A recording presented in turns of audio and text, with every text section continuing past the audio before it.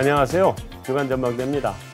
금융시장의 핫한 이슈를 리포트보다 핫하게, 뉴스보다 쿨하게 짚어보겠습니다.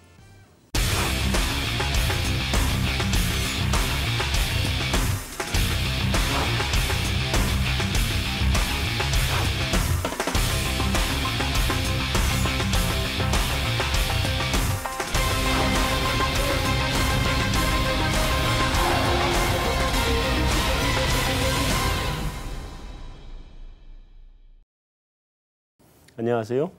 안녕하세요. 네, 안녕하십니까. 저 두 분은 별로 안 바빴을 것 같고 이 두 분은 정신없이 바빴을 것 같은데 맞나요? 정신이 조금 없긴 했습니다. 정신없이였죠. 근데 그 사이에 정신 있게 브라질 출장을 갔다 오셨다고요? 네, 브라질도 다녀오니까 또 영국도 터지고 해서 굉장히 정신이 없습니다. 너무 부럽습니다. 네. 출장 갔다 온 건 부럽습니다. 이제 출장은 당분간 안 가려고 합니다. 네, 좋습니다. 방금 말씀하신 것처럼 영국이 유럽연합을 탈퇴하는 브렉시트. 그게 우리 예상하고는 정반대로 탈퇴로 결정이 났습니다. 전부 다 마지막 순간까지 설마 하고 또 설문조사한 결과는 대체로 한 52대 48 정도로 잔류 쪽으로 나왔었는데 투표 결과는 정확하게 그 반대로 48대 52 탈퇴로 나왔습니다. 그래서 지난 한 주간 금융시장은 정말 한마디로 아비규환이라고 말씀드릴 수 있을 것 같습니다. 이탈리아가 당일에 주식시장이 한 12% 빠졌죠? 네. 저는 이 무슨 외환위기 이런 거 말고 하루에 그렇게 빠지는 건 처음 본 것 같아요. 이탈리아가 12%, 독일이 한 7%. 예, 일본도 한 8% 정도. 그죠? 예. 막상 영국이 한 3, 4%밖에 안 빠져가지고. 영국이 4%대 빠진 걸로. 그렇죠. 그래서 사고는 영국이 지들이 쳐놓고 당한 건 다 주변 국가들이 당했다. 전 속으로 그렇게 생각이 들었는데. 그래서 어쨌든 좀 한 일주일 지나면서 시장도 좀 많이 안정이 된 것 같은데 불행하게도 외환시장은 제자리로 돌아가질 않은 것 같아요. 주식시장은 한 75% 이 정도 이상 회복했다 이렇게 보던데 외환시장은 일본엔이 100 근처에 가서 붙어있고 원화가 지금 1150원 와 있나요? 그 정도 선이죠. 그래서 오늘은 사실은 시장 흐름 중에서 특히 외환시장을 중심으로 좀 짚어봐야 될 것 같고요. 그래서 외환시장 하면 또 우리 그 두 분을 모시고 얘기를 안 들어볼 수가 없어서 오늘 모셨습니다. 네. 먼저 우리 엔화부터 좀 여쭤봐야 되겠는데 뭐 아베노믹스 4년 동안 한 게 4시간 만에 제자리로 돌아갔다고. 그러니까 일본 엔화가 지금 먼저 어떻게 봐야 돼요 지금? 100, 장중에 한때 100이 무너졌었죠. 예, 99.20 정도 수준을 저점으로 찍은 다음에 다시 네. 백선을 회복을 했었죠. 다시 백선을 회복한 거고 그러면 다시 9대로 내려갈 가능성은 현재로서는? 지금 단기적으로는 오히려 이제 상단이 좀 무거운 걸로 이야기를 하고 있고요. 예. 하지만 이제 아래쪽으로도 백선에 대한 경계감이 또 상당히 또 강한 편입니다. 살아있고. 예. 그래서 뭐 당분간 한 100에서 105엔 정도 레인지를 보고 트레이딩에 임할 생각입니다. 원화는 어떻게 봐요? 일단 원화도 굉장히 변동성이 클 것 같습니다. 갑자기 위로 예. 뭐 30원인가 얼마 치솟았잖아요. 네, 당일날. 거의 뭐 1,180원, 90원대까지 갔다가 지금은 1,150원대로 내려온 상황인데요. 사실 뭐 아직 브렉시트 관련해서 협상이 아직도 이뤄진 게 아니고 그리고 뭐 사실 미국의 금리 인상이 좀 지연되는 모습이기는 합니다만 예. 사실 뭐 또 9월 가면서 어떤 그런 현상들이 나타날지 모르기 때문에 3분기는 굉장히 변동성이 큰 달러 원 환율 시장이 되지 않을까 싶습니다. 난 이번에 브렉시트 이거 보면서 원화가 거의 한 1,200원 가까이 가길래 아 나보고 해외여행 가지 말라 그러는구나. 아직은 때가 안 됐다 그러는구나 이렇게 생각을 했는데 어떻게 1,000원 한번 안 갈까요? 시장의 반응이 사실은 좀 재미있는 것 같습니다. 예. 1차적으로 예상 밖으로 그 탈퇴로 그 보팅이 나오면서 예. 시장은 이제 가파르게 위험 회피 쪽으로 쏠렸습니다. 달러 엔 환율이 하락을 한 것도 위험 회피의 가장 전형적인 모습이었고 모든 나라의 주식이 빠지고 위험 자산들이 하락을 했고 이머징 마켓의 통화들이 약세를 보였었습니다. 원화도 사실은 당일날 아침만 하더라도 헤지펀드들 등이 조사해 있는 그 출구 조사를 바탕으로 해서 리메인 잔류로 결정 날 것으로 기대를 하고 리스크 랠리를 준비하는 그런 모습이었었는데 네.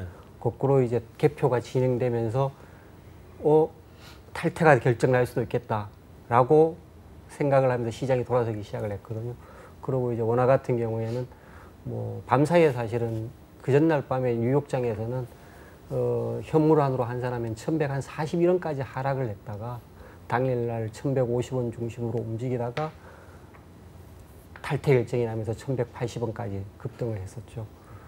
근데 1차적인 어떤 반응은 기본적으로 이제 위험 회피에 포커스가 맞춰져 있고 그런 위험 회피의 가장 기본적인 배경에는 뭐 정치 사회적인 어떤 그런 불안을 예상을 하고 거기에 따라서 글로벌 금융시장이 상당 부분 그 터모일한 상황을 보일 거다라는 예상을 바탕으로 해서 이제 그런 리스크 오프 반응을 보였었거든요.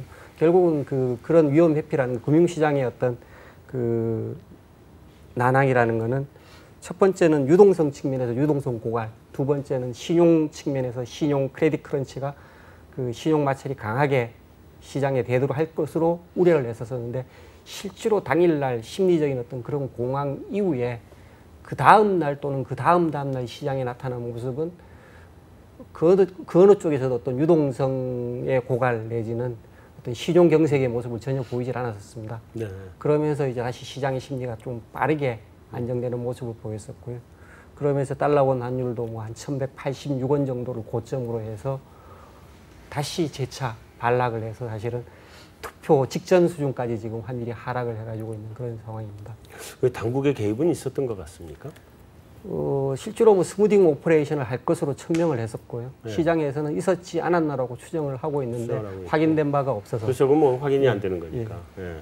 근데 트레이딩 룸은 이제 조금은 좀 패닉 상태에서 안정이 된 상태인가요? 예, 그렇습니다. 조금 긴 이야기가 될 것 같은데 일단 좀 전에 말씀하셨던 영국의 EU 탈퇴로 생기는 그런 사회 정치적인 이슈는 좀 장기적으로 나타날 그런 현상이 될 것 같고요. 네. 지금 당장은 적어도 이제 영국의 총선 내지는 새로운 내각이 구성되는 그런 시점 9월 내지 10월까지 네. 문제가 이연돼 있는 문제 출발점이 이연돼 있는 그런 문제가 되어 있는 것 같고요. 네. 거꾸로 가깝게 그동안에 굉장히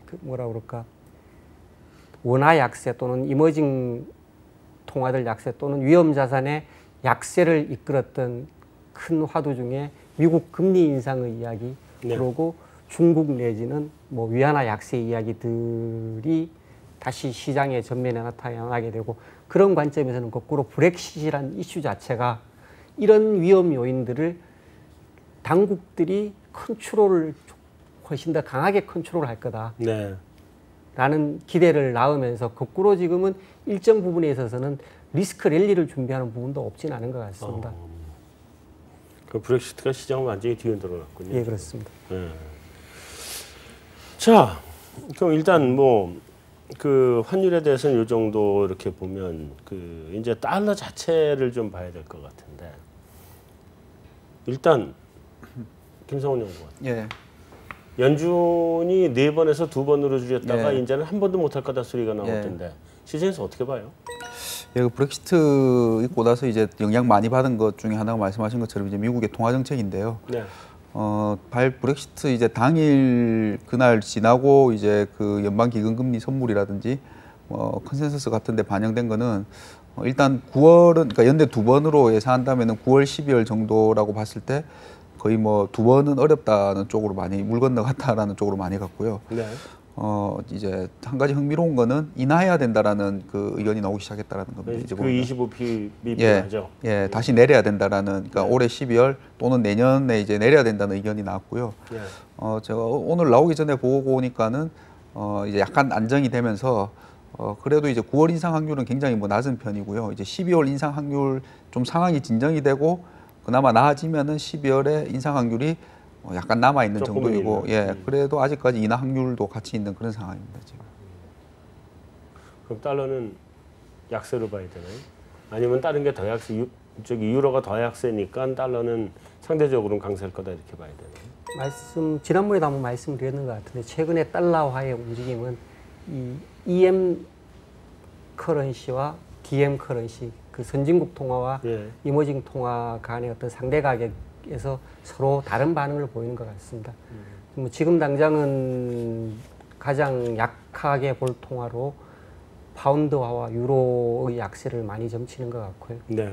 그 다음에 달러화가 그동안에 이제 뭐 금리 인상을 하도록 해서 계속 그 강세를 보였었는데 말씀하셨듯이 금리 인상에 대한 전망 자체가 상당 부분 늦춰지고 또는 완화가 된 상태이기 때문에 달러 강세에 대한 기대도 상당히 많이 약해져 있는 그런 상황입니다. 그런 쪽에서는 개인적으로는 EM 커런시들은 좀 플랫한 쪽으로 봐야 될 것 같고요. 네.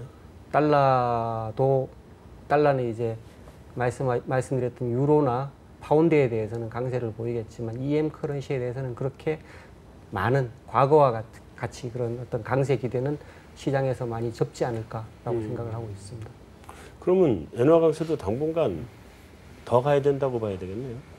예, 엔화 같은 경우는 이제 사실 안전 통화 중에 하나인데 네. 대표 안전 통화인데 달러랑은 조금 다른 흐름을 나타낼 것 같거든요. 네. 그래서 달러는 사실 여러 가지 이슈로 인해서 강세가 좀 제한이 될 수 있지만 사실 엔화는 이제 안전 통화이기도 하지만 사실 이제 BOJ의 통화 정책이 좀 한계에 다다랐다는 그런 인식 때문에 사실 지금보다도 조금 더 강세로 갈 여지는 좀 있는 것 같습니다. 그래서 뭐 강보합 정도 수준을 움직이지 않을까 생각을 하는데 아까 말씀하신 것처럼 저도 한 달러 엔 환율은 100에서 한 105엔 정도 일시적으로 100엔을 좀 하회할 수는 있을 것 같은데요. 일단 그 일본의 그 외환 당국이 굉장히 좀 한시에 대해서도 지금 예의주시를 하고 있기 때문에 만약 100엔을 하회할 경우에는 좀 개입이 나올 가능성이 높지 않을까 이렇게 보고 있습니다. 근데 구로다 총재가 지금 한 번 더 금리 인하와 네네. 다음에 양적 완화를 할 가능성은 없나요? 난 있는 것 같던데. 예, 일단은 지금 7월 BOJ 회의에서 네. 예, 충분히 할 가능성이 있다고 보여지고 있고 사실 지금 BOJ뿐만 아니라 ECB나 BOE도 7월 또는 이제 좀 늦으면 8월 달에 추가 양적 완화, 금리 인하를 할 수 있는 상황이기 때문에 네. 어쨌든 BOJ만 가만히 있지는 않을 것 같고요. 그리고 또 엔화가 워낙 지금 다른 여타 통화 대비 강세이기 때문에 오히려 더 좀 뭔가를 해야 되는 시기인 거는 맞는 것 같습니다. 그러면 엔화가 100 아래로 내려가기는 조금은 어렵다고. 예, 단기적으로는 조금 네. 어렵지 않을까 싶습니다. 하지만 이 약세도 굉장히 좀 제한적이고 과거에 장기적으로 보면은 네. 달러 대 yen 환율은 그 최근에는 조금 그 상관관계가 좀 깨진 부분이 없진 않은데 철저하게 미국 금리를 추종하는 그런 모습이었습니다. 즉 일본 투자자들이 해외 투자에 나서면서 캐리 트레이드. 캐리 트레이드 부분 때문에 미국 금리에 대한 함수 관계가 굉장히 상관관계가 강했었는데 미국 금리 인상이 늦춰지고 또는 금리 인상에 대한 기대 수준 내지는 기대 시점이 굉장히 늦춰지면서 엔이 약세로 가기에는 적어도 당분간은 좀 힘들어 보이는 것 같습니다. 그러면 우리 현대자동차는 참 행복하겠다. 최근에 주식시장에 현대자동차 최대 수혜주라고 꼽혔었는데. 근데 그 상당 부분의 일본 자동차들이 물론 이제 R&D 센터는 일본 내에 있겠지만 예. 생산 기지는 해외에 이전되어 그렇죠. 있는 상태여서 제한적이긴 하겠죠. 그런 반사 이익은 일정 부분은 물론 있을 수 있겠지만 예. 그렇게 크게 기대할 부분은 아닐 수도 있지 않을까 생각을 해보고 있습니다. 김주원 연구원, 예. 달러 자체가 약세면 예. 그러면 원유가 원자재가는 지금 간다고 봐야 되겠네요. 저희가 볼 때는 국제 특히 유가 같은 경우는 네. 지난 2월 달에 이제 저점을 봤다고 보고요. 네. 근데 이제 상당히 좀 제한적으로 봅니다. 왜냐하면 워낙 구조적으로 막혔기 때문에 그냥 제한적인 되돌림 정도의 흐름 향후 보고 있고 물론 달러와의 그 역상관 관계가 높지만 구조적으로 봤을 때 여전히 지금 국면은 유가가 뭐 50%를 뚫고 WTI 기준으로 가기에는 좀 힘들지 않는가 이렇게 좀 보고 있고요. 네. 전반적으로 일시적으로 그냥 연평균 봤을 때 40% 후반에서 형성될 거다 이렇게 보고 있습니다. 40달러 후반, 50달러 대는 아니고. 글쎄요, 뭐 엔화가 달러 대비 100엔을 터치한 것처럼 잠깐씩 터치는 할 수 있겠지만 그게 추세적으로 좀 간다라고 보기는 어렵고요. 아무래도 뭐 오펙 회의가 12월 달에 있어서 너무 멀습니다. 그 가운데 수많은 그 이벤트들을 감안해 봤을 때 추세적으로 뭐 50불 넘어서 60불 우리가 쭉 상승 트렌드를 보기에는 어렵지 않는가 이렇게 보고 있습니다. 그러면 금이 1,300원대로 올라선 거는 달러 약세의 가능성도 있긴 하지만 그건 안전자산선으로 봐야 된다. 그렇죠. 그러니까 두 가지 의미죠. 금은. 근데 금은 워낙 이제 안전자산 선호 심리가 좀 강했다고 보고요. 예. 저희는 브렉시트가 저는 너무나 멀고 복잡하고 다양하게 있지만 아직 지금의 위기가 끝나지 않았다고 보기 때문에 네. 조금 지나면 분위기가 또 달라질 수 있습니다. 제가 워낙 좀 나쁜 얘기를 많이 해서 좀 부담스럽긴 하지만 뭐 그건 뭐 괜찮습니다. 네, 그런 의미에서 보면 저는 금이 추세적으로 계속 오를 것 같습니다. 그래서 유가랑 금은 조금 방향이 다를 것 같고요. 예. 그 근원에는 뭐 미달러와도 물론 중심에 있겠지만 브렉시트가 제가 볼 때는 9월 정상회담을 전후로 해서 오히려 더 요동칠 수 있는 국면이 많다 이렇게 좀 보고 있습니다. 9월 달에. 그때가 영국 총리가 그때쯤에 바뀌지 않나요? 이제 10월 달에 얘기는 했는데 그때부터 이제 아마 뭐 물색이 오를 거고요. 9월 달에는 정상들이 어쨌든 항저우에 모이기도 하고 고래 모이고. 10월 달에는 또 이탈리아에서 또 약간 불협화음이 좀 있습니다. 그런 쪽에서 봤을 때 유럽발 리스크가 9월, 10월에는 좀 크게 부각되지 않을까 이렇게 보고 있습니다.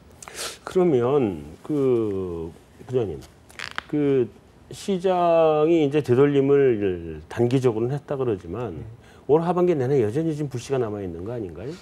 그러면 이게 안전자산 선호 쪽이 계속 올해 말까지는 간다고 봐야 되는 거 아니냐 이런 생각이 드는데. 예, 전반적으로 우리 국내 외환 시장을 지배하는 그 드라이버 자체가 예.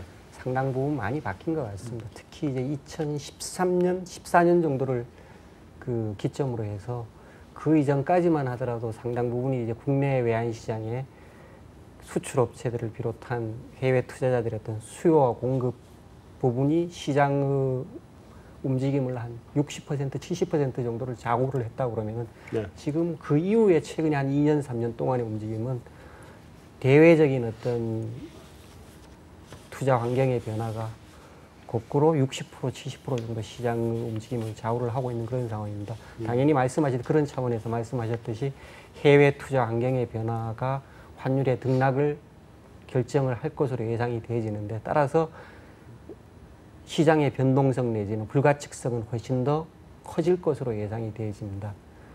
다만 이제 일단 단기적으로 가파른 어떤 위험 회피 심리가 잦아들어 있는 그런 상황이고 그리고 그동안의 원화가 사실은 모든 위험 해지 수단으로 사용이 됐었습니다. 글로벌 외환 시장에서는 가장 대외적인 환경 변화에 투자 심리 변화에 취약한 통화로 인식이 되어 왔고 그런 이슈가 생길 때마다 원화 매도, 달러 매수 형태의 투자자들의 해지 수요가 해지 거래가 굉장히 원화에 많이 몰렸었습니다.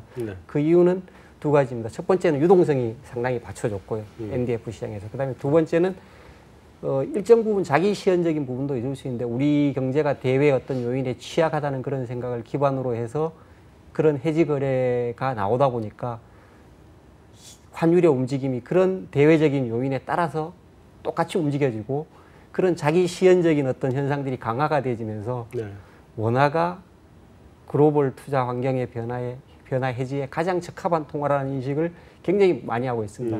그랬다는 이야기는 거꾸로 뒤집어서 이야기를 하면은 현재까지 무수히 많은 대외적인 어떤 위험 요인에 대해서 달러화 매수, 원화 매도가 굉장히 많이 붐비는 많은 투자자들이 보유하고 있는 포지션이다라는 입장에서는 생각에서는 최근에 이제 가파른 어떤 위험 회피 심리가 어느 정도 잦아드는 환경에서는 거꾸로 그렇게 구축했던 위험 회피 포지션들이 지속적으로 상단을 제한을 할 거다라고 예상을 해보고 있고요. 그런 것들이 이제 블로우하는 상단이 터질 수 있는 그런 여건이 유럽발로는 제가 생각할 때는 빨라야 한 9월 이후 정도가 되지 않을까라고 생각을 해보고 있고 오히려 그 중간에 이제 시장을 움직이는 변수들은 미국 금리 이야기 내지는 지표 이야기가 다시 한 번 더 시장을 흔들 가능성이 있고 가장 가깝게는 이제 그 중국 경제 내지는 위안화 환율의 동향이 환율을 달러원 환율로 움직이는 다른 한 동인이 될 수 있을 것 같습니다. 네. 채권 시장은 어때요? 그 이제 사실 아까 안전자산 선호 말씀하셨지 않습니까? 네.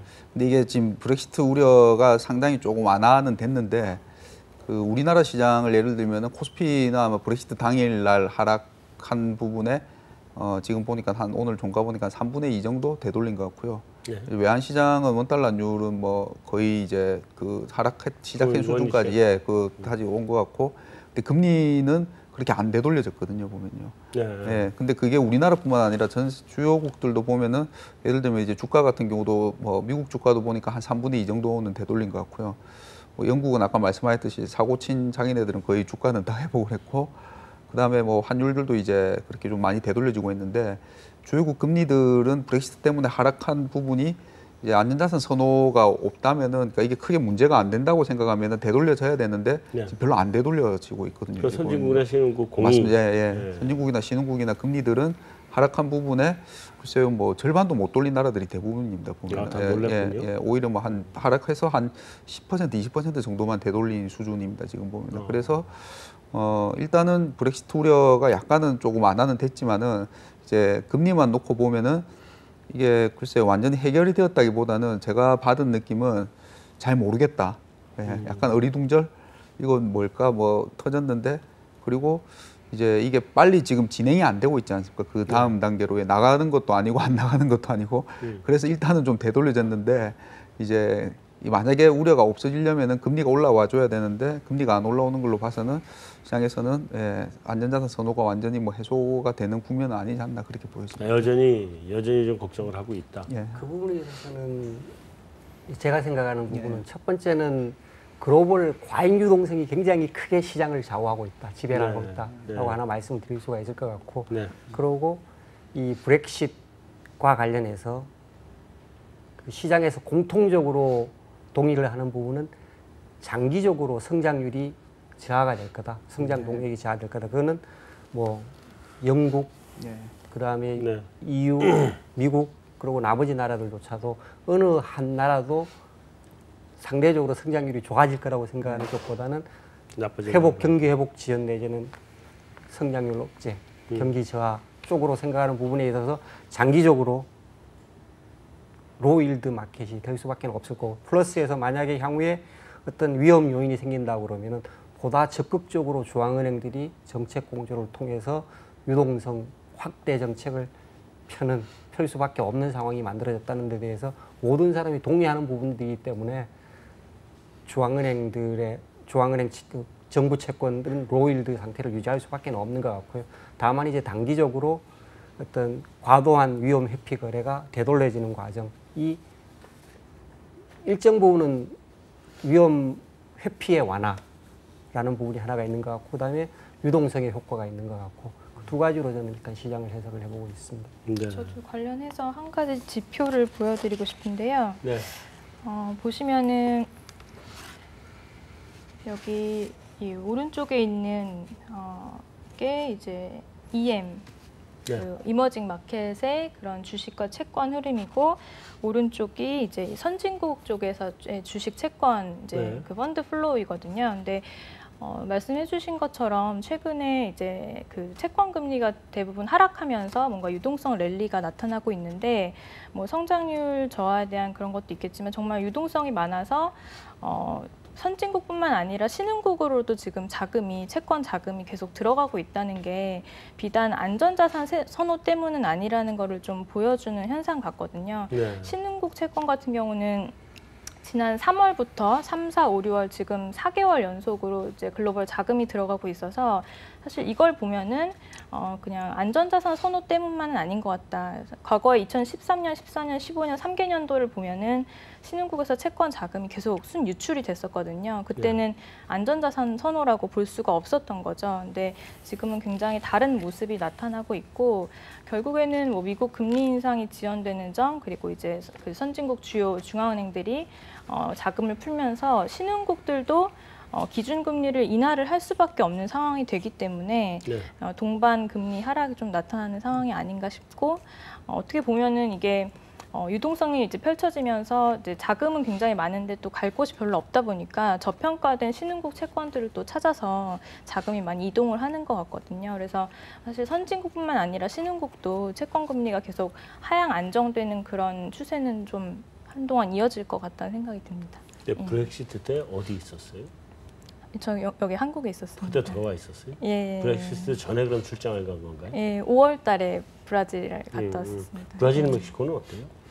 브라질, 멕시코는 굉장히 좀 다른 느낌을 받았는데요. 브라질이 조만간 금리 인하를 3년 만에 시작을 할 것 같거든요. 그래요? 예, 그래서 사실 브라질 같은 경우도 이제 기준금리를 3년 동안 인상을 했던 나라인데 이 나라도 이제 물가가 좀 하향 안정되고 있어서 인하를 시작하는 거기는 하지만 상당히 시기가 좋다고 생각이 되는 게 미국의 금리 인상을 좀 지연시키면서 뭔가 신흥국들의 통화 정책이 좀 더 그 완화가 연장이 될 수 있는 시기거든요. 네. 이때 브라질이 또 기준금리를 인하를 하면 어떻게 보면 굉장히 좀 자연스럽게 통화 정책을 바꿀 수 있는 그런 상황이 될 수 있지 않을까 생각했습니다. 브라질 채권은 돈 좀 돼요?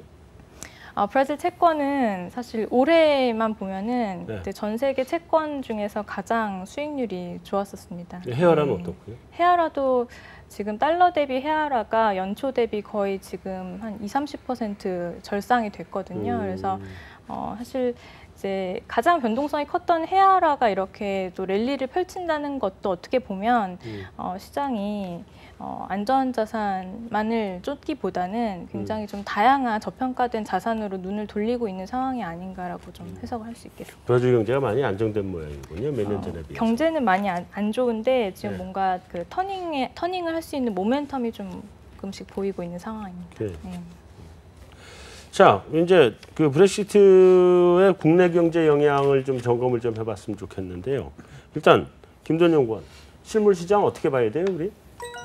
일단 뭐 쭉 말씀을 드렸었지만 너무나 먼 얘기고 중장기적인 흐름이기 때문에 당장의 실물 시장의 영향은 상대적으로 적을 겁니다. 금융 시장이 당연히 그렇고요. 물론 지리적으로도 멀고 대신 영국발 리스크가 유럽으로 옮겨진다면 조금 얘기가 달라질 수 있죠. 유럽 뭐 여러 나라가 지금 자기들도 나가겠다 얘기한다며요. 그렇죠. 예. 그러면 조금 상황이 달라질 수 있는데 브렉시트 하나만 놓고 보면 그냥 불안함과 가능성과 대비 정도 수준이었다고 보면 네.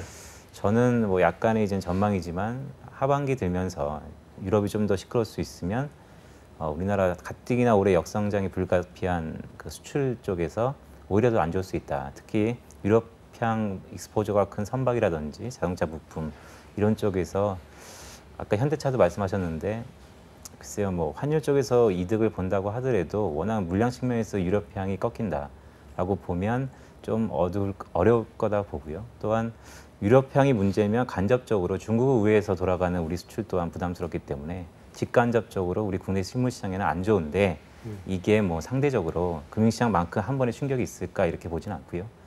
점차 아무래도 중장기적인 흐름에서 좀 우리도 모르게 스며들지 않을까 이렇게 판단하고 있습니다.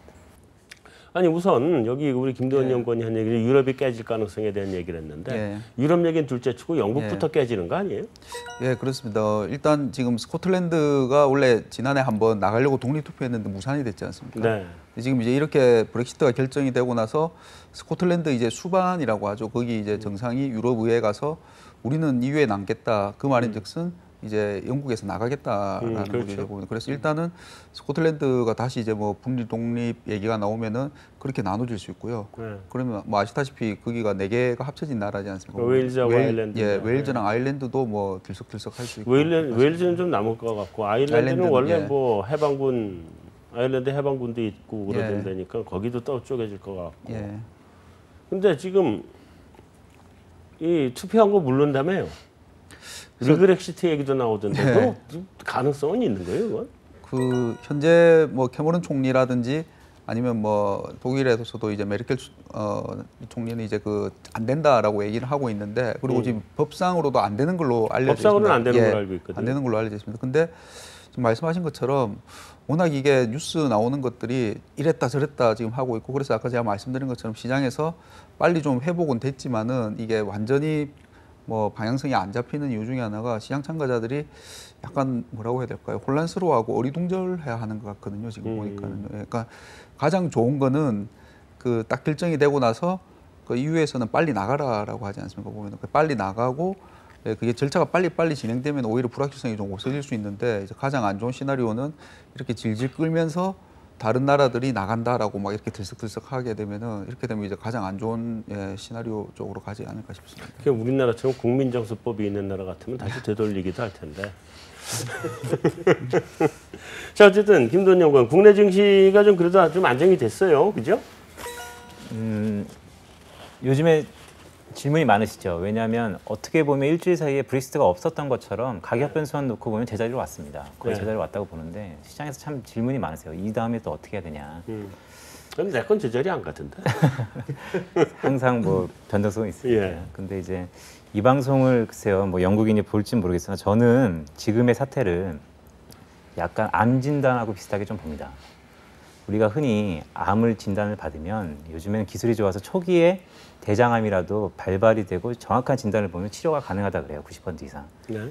하지만 암이라는 게 버틸만 한데 뭔가 리듬이 원래대로 안 돌아가고 뭔가 아프다가 안 아프다 그러고 병원 한번 가볼까 안 가볼까 참다가 2년 뒤에 병원을 가면 그때는 더 이상 치료할 수 없다고 하죠.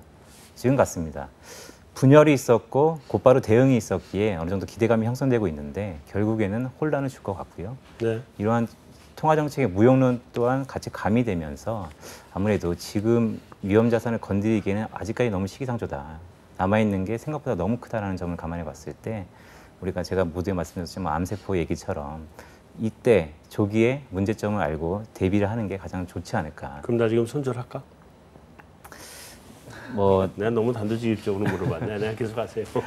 예, 뭐 아니요, 뭐 저도 그런 질문 많이 받는데요. 네. 지금은 위험자산에 가기에는 또 너무 변동성이 크고 안전자산 가기에는 워낙에 금리 인하를 베팅해서 스프레드 차이가 점점 적어지고 이럴 때 오히려 중위험 중수익, 리츠 상품, 부동산 쪽에 좀 더 저는 많이 뭐 권유를 드리고 있습니다. 알겠습니다. 채권 시장은요? 금리는 아까 말씀드린 것처럼 내려와서 그러니까 국고채 3년물 금리 기준으로요. 네. 그 금리 인하 또 어떻게 보면 공교롭게 하느니 이제 선제적으로 6월에 인하를 했는데 하고 나서 바로 이렇게 브렉시트 이벤트가 발생을 하면서 국고채 3년물 금리가 이제 인하한 1.25보다 밑으로 바로 역전이 돼 버렸습니다. 보면 브렉시트로 역전됐다가 약간 되돌려졌는데 그러니까 1.20까지 갔다가 되돌려져서 한 1.25, 24 정도에서 지금 아직 그러니까 기준금리랑 거의 붙어 있는 상태입니다. 보면 네. 네, 그거는 뭐 이제 말씀해 주신 것처럼 안전자산 선호일 수도 있고 브렉시트 때문에 국내 경제가 이제 안 좋아져서 금리 인하 한 번 더 할 수도 있다라는 기대도 남아 있고 여러 가지 안전자산 이제 선호라든지 아니면은 국내 돈이 많이 풀려 있는데 채권 쪽에서 돈이 못 빠져나가고 있거든요. 다른 쪽 네. 갈 데가 없어가지고 이런 네. 것들 때문에 금리가 올라가기는 쉽지 않은 상황으로 그렇게 판단이 됩니다. 아까 금리가 내려갔다가 금리는 제자리를 못 왔다 그랬는데 그게 여기는 이제 여전히 불안감이다는 얘기도 예. 하셨고 여기는 유동성이 너무 많아서 예. 그런 거 아니냐 이런 얘기를 하셨는데 오히려 전 세계가 금리 하방에 베팅하는 거 아니에요? 예, 그래서 그 말씀해 주신 것처럼 돈은 이제 많이 풀려 있는데 브렉시트 사태로 인해서 더 풀릴 거다라는 기대는 하고 있고 미국은 이제 그나마 이제 주요국 중에서 금리를 올리냐 마느냐 했던 미국도 못 올리고 그 다음에 나머지 20이나 BOJ는 더 내려야 될 거다라는 쪽으로 가고 그리고 또 펀더멘탈 측면에서는 분명히 이런 분열이 계속되고 전 세계적으로 이렇게 국수주의나 우경화가 되는 건 저도 중장기적으로 전 세계 성장을 갉아먹을 거라고 생각이 들거든요. 뭐 네. 당장 올해 하반기가 아니더라도요. 예. 네. 그래서 그렇게 되면은 금리가 올라가기는 쉽지 않은 상황이 기준금리 상당히, 인하가 또다시 나올 것 같다는 생각이라서 예. 예. 자 우리 금통위로 한번 넘어가 보죠. 예. 일단 7월 금통위는 사실 좀 별로 재미없을 것 같아 보이고 8월 금통위가 기준이 되지 않을까 싶긴 한데 왜냐하면 8월쯤 돼야 추경이 이제 국회 도장을 받을 테니까 그때 맞춰서 한국은행도 같이 움직이지 않을까 싶긴 한데 어떻게 보세요? 기준금리는 한 번 더 있다고 보세요? 저 개인적으로는 너무 빨리 보시는 게 아닌가. 조금 만약에 기준금리에 대한 이야기가 나오더라도 네. 추경이 집행되고 그 집행되는 과정을 보고 경기 반응을 봐가면서 뭐 빨리 움직인다고 하더라도 금년 연말 근처 정도나 돼야 움직일 수 있는 상황이 되지 않을까라고 생각을 해보고 있고, 그 전까지는 그런 기준금리에 대한 기대 자체가 좀 너무 기준금리 변동에 대한 그 기대 자체가 너무 좀 빠른 게 아닌가라고 생각을 해보고 있습니다. 저는 사실은 그 기준금리는 하려면 한 2번 연달아하는 게 효과가 있다. 다음에 재정정책하고 같이 쓸 때 효과가 나타난다 하고 계속 이주열 총재께서 말씀을 하셨거든요. 그래서 이번 8월쯤 아닐까 그런 생각을 하고 있는데, 지난번에 금통위의 의사결정은 선제적인 결정이었다라는 그 주장을 이야기를 하고 있기 때문에 네. 조금 더 지켜봐야 될 부분이 좀 더 아닐까라고 지켜보겠다, 개인적으로 지켜볼 것 같다. 네. 김상원 연구는 어떻게 봐요? 예, 말씀하신 것처럼 이제 6월 이벤트가 있었는데도 하는이 이제 그 전에 금리를 인하한 거는 뭐 선제적으로 이제 한 만큼 이제 뭔가 다른 거를 보고 있었다고 판단할 수도 있겠는데요. 네. 그러고 나서 카드를 한번 썼고 그 다음에 이제 쓰기 위해서는 지금 변수가 이제 그 말씀해주신 것처럼 이제 추경이 될 텐데요.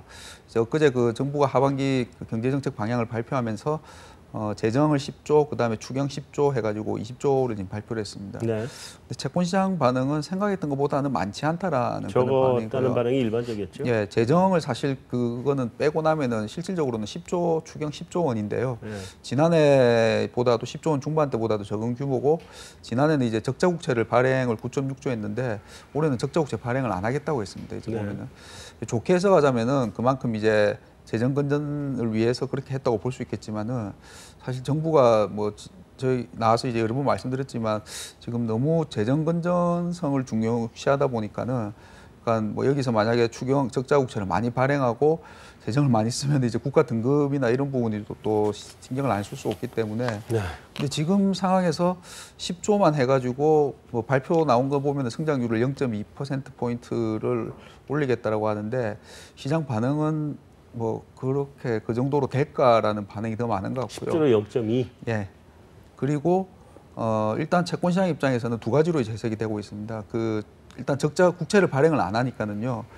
그 만약에 국자 국채를 굉장히 많이 찍어서 경기를 부양하겠다라고 하면은 경기도 올라가고 채권 물량도 많이 나오니까 금리는 올라가겠네라고 해석할 수 있는데, 일단 이건 아닌 것 같고요. 그리고 이거 가지고 될까? 그러면은 이제 추경하고 통화정책을 같이 쓰지 않을까라는 기대 때문에 금리 인하 기대가 계속 좀 유지될 것 같습니다. 박연호 연구원. 일단 7월 아니면 8월이 될 것 같은데요. 네. 7월은 조금 빠른 것 같고요. 왜냐하면 이제 7월 중순에서 말 정도에 BOJ, ECB, BOE 회의가 다 몰려 있습니다. 그래서 네. 일단은 7월에 그 다른 선진국 중앙은행들의 통화 정책을 지켜보고 그 다음에 이제 8월에 할 가능성이 좀 높지 않을까 보고 있는데, 사실 이 7월 달에 그 브렉시트 관련된 그런 이슈가 반영된 경제 지표가 8월 달에 발표가 되기 때문에 사실 그때까지는 좀 전반적인 매크로 흐름이나 경제 지표를 한번 좀 확인을 하고 선진국 중앙은행의 통화 정책을 확인을 하고 그 다음에 8월에 금리를 한 차례 인하를 할 수 있는 환경이 되지 않을까 이렇게 보고 있습니다. 김도원 연구원. 네, 저는 뭐 가정하고 짧게 결론만 말씀드리면요. 브렉시트 때문에 미국이 올해 금리를 못 올릴 것 같다는 가정하에 언제든 하는 금리 인하 할 것 같고요. 정책 공조 퍼즐 맞춰질 것 같은데 시기적으로는 8월 같습니다. 8월이 생각보다 좀 많네요. 좀 참고하시기 바라겠습니다. 그 사실은 김상원 연구원 한 얘기 중에 한 가지 힌트가 추경 규모가 너무 작아요. 그리고 지난번 금통위의 금리 인하는 사실 브렉시트를 염두에 두고 선제적으로 한 건 아니고 구조조정 때문에 선제적으로 한 거거든요. 근데 저는 지금 추경 얘기 나온 게 너무 작은 거 보면 한 번 더 금리 인하를 압박을 하지 않을까 하는 생각이에요. 기획재정부 쪽에서 한국은행에. 어떻게 될지 모르겠습니다. 그거는 이제 좀 더 두고 봐야지. 한국은행이 얼마나 버티느냐의 문제도 있고 뭐 그런 거라서. 자, 우리 영국의 문제는 대체로 다 얘기를 했는데, 자, EU에서는 추가 탈퇴가 나와요? 어떻게 돼요? EU에서 추가 탈퇴가 나와서 만약에 EU가 해체되면 그 벌써 몇 년 전 얘기인데 브렉시트 얘기 나올 때 얘기니까요. 나올 때 얘기인데 EU가 해체가 되면 유로존 경제 전체가 한 2, 3% 정도 후퇴한다고 나왔었거든요. 유로 자체가 해체가 되면 장기적으로. 일단은 사실 이제 얼마 전에 스페인 총선이 있었잖아요. 그러니까 네. 브렉시트 이후에 스페인 총선이 있었는데 사실 굉장히 스페인 국민들이 브렉시트 이후의 상황을 보면서 좀 겁을 먹은 게 아닌가라는 생각을 좀 했습니다. 그러니까 생각보다 이게 보통 일이 아니구나라는 생각을 해서 그 결과가 이제 총선 결과로 나온 것 같은데요. 사실 EU에서 물론 이제 탈퇴를 하고 싶은 국가들이 많이 있는 것 같고 네. 또 생각을 하고 있는 것 같기는 하지만 쉽지는 않을 것 같습니다. 기본적으로 이 유로화를 사용을 하고 있는 국가들은 유로화에 대한 그 굉장히 이점이라든지 이제 뭐 거래 관계에서의 그런 메리트가 많기 때문에 쉽게 거기서 빠져나올 그럴 여지가 좀 다른 지역보다는 많지는 않은 것 같고. 그렇다면은 영국처럼 파운드화, 이제 다른 통화를 쓰는 EU 국가들이 좀 대상이 될 수 있을 것 같은데요. 사실 그러면 이제 동유럽이랑 북유럽 국가를 이제 꼽을 수 있을 것 같은데 사실 제가 이 데이터를 하나 가지고 왔는데 이게 이제 EU에서 이제 분담금과 수혜금의 차이 지표거든요. 그래서 이제 각 국가들이 이제 거기에 분담금을 지급하고 거기에 따른 수혜금을 받게 되는데 사실 동유럽 국가들 같은 경우는 내는 돈보다 받는 금액이 훨씬 많습니다. 그렇기 때문에 EU에 들어가고 싶어하는 국가들도 굉장히 많은 상황이고요. 터키가 대표적인 예이고, 그래서 사실 동유럽 같은 경우는 EU에서 탈퇴할 가능성이 그렇게 높진 않은 것 같다라는 생각을 하고 있고, 동유럽은 안 깨져서. 예.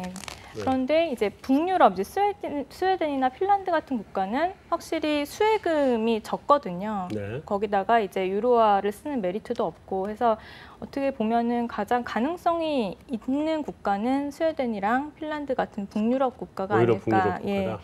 하지만 실제적으로 이번에 뭐 브렉시트 이후의 상황에서도 다들 봤다시피 탈퇴가 그렇게 쉬운 일만은 아닌 것 같습니다. 예. 잘못하면 영국만 혼자 매 맞고 만다. 다른 의견, 뭐 여러 군데 찢어진다는 의견 있어요 혹시? 이번에 EU 정상회담을 보면 조금 분위기가 달랐죠. 그러니까 네. 영국을 아마 호되게 강하게 압박을 할 겁니다. 본보기를 위해서라도. 그렇죠. 유럽이 깨질 가능성 저는 여전히 절반 정도 보고 있는데요. 역시, 유럽이 깨지려면 역시 비관론자. 유럽이 깨지려면 순서가 있죠. 이탈리아, 독일, 프랑스 중에 하나가 깨져야 됩니다. 예, 그렇죠. 작은 나라들이 깨지면 오히려 더 단단해지고요. 네. 가능성은 올해는 이탈리아가 좀 높고요. 내년에는 상반기에는 프랑스, 하반기에는 독일이 높습니다. 각 국가의 정치적 성향 때문인데요. 올해 여름에 이탈리아가 국채 만기가 좀 많이 몰려 있고요. 10월 달에 국민 투표를 한다고 좀 나섰습니다. 양원 상원이 있는데 총리가 지금 너무나 이게 힘드니까 상원을 없애겠다 막 나오면서 국민 투표를 또 붙였고, 그러한 측면에서 이게 확산될 여지가 있고, 그게 올해 어떻게 보면 유럽의 분열이다라고 얘기할 정도의 리스크인데, 뭐 항상 분열이가 아닌 거는 저는 뭐 반반으로 보니까요. 근데 이제 그 정도의 리스크를 안고 이탈리아가 오히려 독일, 프랑스보다 지금 올해만 봤을 때 조금 더 이탈 가능성은 높다 이렇게 좀 보고 있습니다. 그럼 EU의 붕괴에 대해서 한쪽은 영국이 나감으로 해서 다른 데가 오히려 놀랬다는 쪽이 하나 있고, 또 반대로 이탈리아를 중심해서 이게 잘못하면 도화선에 불이 붙은 것처럼 도미노로 날아갈 수가 있다는 의견이 이 양쪽이 팽팽하게 나왔다는 거를 정리하고 말씀드리면서 오늘 메인 토크는 여기서 마무리하겠습니다.